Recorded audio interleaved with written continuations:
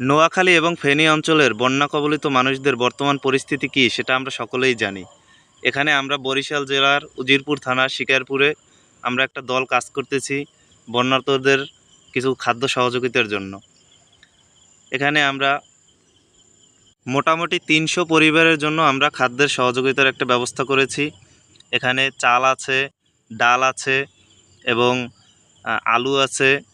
তারপর আমরা তেলের ব্যবস্থা করেছি প্রতি পরিবারের জন্য ২ লিটারের ১ বোতল তেল, এবং এখানে আরও থাকবে খাবার স্যালাইন, তারপর খাবার পানীয়, তারপর কিছু তাদের জন্য ঔষধেরও ব্যবস্থা করেছি আমরা।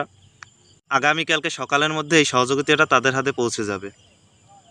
আপনাদের কাছে আমার শুধু একটাই অনুরোধ থাকবে, ভাই আপনারা যে যেখান থেকে যেভাবেই পারেন বন্যার্তদের জন্য কিছু না কিছু সাহায্যের ব্যবস্থা করুন। তারা খুবই সমস্যার মধ্যে আছে। যে যেভাবে